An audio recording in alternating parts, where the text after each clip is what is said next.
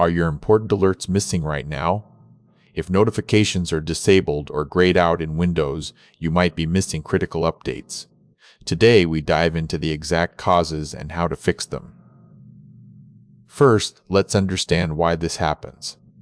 Often, it is the Focus Assist feature or a system service named WPN service that gets disabled by mistake, cutting off your connection to Essential Alerts. We can see this happening in Windows 10 and 11 when settings turn gray.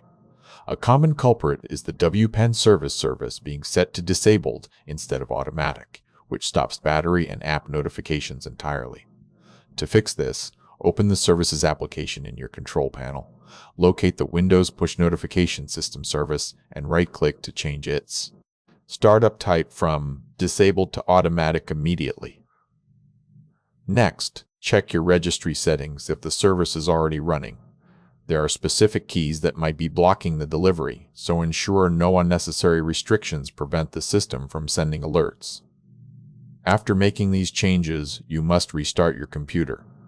This reboot is crucial because it forces the operating system to reload the services and apply the new configuration for notifications. Finally, test your setup by triggering a notification.